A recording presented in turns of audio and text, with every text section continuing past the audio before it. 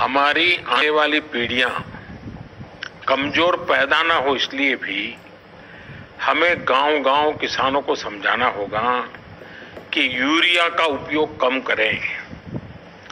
Urea के कारण बहुत बड़े संकट आ रहे हैं। यूरिया से हमारी मिट्टी, हमारे जल, उस पर बहुत विपरीत असर होता है। और इसलिए पल्लवी जी, आप जैसे प्रधान गांव वालों को समझाए कि भाई अब गांव में पहले अगर 10 थैली आता था यूरिया तो अब 5 थैली आएगा, पहले 100 थैली आता था तो 50 थैली आएगा, हम आधा कर देंगे। आप देखिए पैसा भी बचेगा और ये हमारी धरती माता भी बचेगी। तो मैं चाहूंगा कि जब पंजाब के किसानों से बात हो रही है और पल्लवी जैसे प्रधान से बात हो रही है, तो मुझे पक्का विश्वास है कि आप ये काम करोगी और मेरी तरफ से आपको बहुत बधाई, बहुत शुभकामनाएं। आइए हम महाराष्ट्र चलते हैं। भोले भाले किसान अधिक उत्पादन के लालच में फंसकर रासायनिक खाद व कीटनाशकों का प्रयोग करने लगे। बैलों की जगह ट्रैक्टर से जुताई होने लगी। शुरुआत में कम रासायनिक खादों के प्रयोग से अधिक उत्पादन हुआ। धीरे धीरे रासायनिक खादों के प्रयोग के कारण भूमि की उर्वरा शक्ति क्षीण होने लगी, जिसकी वजह से उत्पादन घटने लगा तथा फसलें कमजोर होने लगी। फसलों के कमजोर होने के कारण उनमें रोग व कीट लगने लगे। रोग व कीटों से फसल की सुरक्षा के लिए और अधिक कीटनाशकों का प्रयोग होने लगा। एक तरफ ज्यादा उत्पादन के लिए अधिक रासायनिक खादों का प्रयोग होने लगा, वहीं दूसरी तरफ फसलों को रोग व कीटों से बचाने के लिए अधिक विषाक्त कीटनाशकों का प्रयोग बढ़ गया, जिसके कारण उत्पादन लागत बढ़ी और किसान को लाभ कम होने लगा, बल्कि छोटे किसान कर्ज में डूबने लगे। धीरे धीरे भूमि की उर्वरा शक्ति क्षीण होने से भूमि बंजर होने लगी।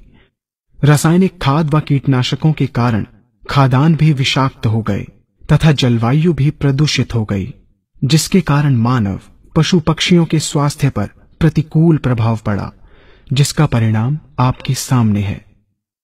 मानव स्वास्थ्य पर रासायनिक खादों के पड़ने वाले प्रभाव को आप ऐसे समझें।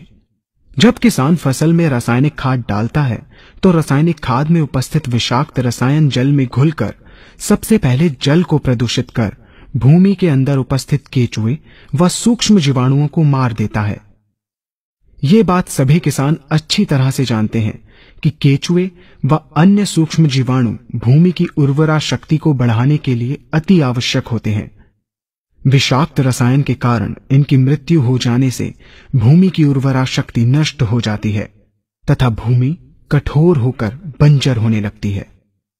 रासायनिक खादों के विषाक्त रसायन पानी के माध्यम से अन्य खनिजों के साथ फसल के अंदर पहुंचकर फसलों को विषाक्त बना देते हैं। बाद में जब खाद्यान्न के रूप में मनुष्य या अन्य पशु इन्हें खाते हैं तो ये विषाक्त रसायन मानव स्वास्थ्य पर बहुत ही बुरा प्रभाव डालते हैं तथा मनुष्य के अंदर तरह तरह के रोग उत्पन्न करते हैं। जब हम जैविक खाद का प्रयोग भूमि पर करते हैं तो जैविक खाद पानी में मिलकर पानी को प्रदूषित नहीं करती।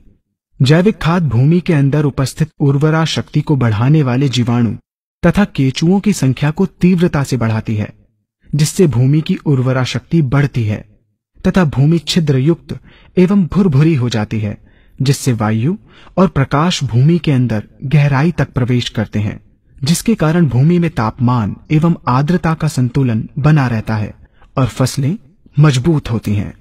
जैविक खाद में विद्यमान तत्व खाद्यान्न के माध्यम से मानव व पशु पक्षियों के शरीर में पहुंचकर स्वास्थ्य लाभ पहुंचाते हैं। जैविक खादों के प्रयोग से फसलें अच्छी और मजबूत होती हैं, जिसके कारण उन पर रोगों एवं कीटों का ज्यादा प्रभाव नहीं पड़ता। यदि किसी प्राकृतिक कारणवश कीटों व रोगों का प्रभाव अगर पड़ता भी है तो गौमूत्र एवं औषधीय वनस्पतियों के घोल के छिड़काव करने से फसलों को रोग एवं कीटों से बचाया जा सकता है। गौमूत्र एवं अन्य प्राकृतिक औषधियों के मिश्रण के छिड़काव से फसलों का कम लागत में बचाव हो जाता है तथा वातावरण पर भी कोई दुष्प्रभाव नहीं पड़ता। यहाँ हम आपको तालिकाबद्ध तरीके से दोनों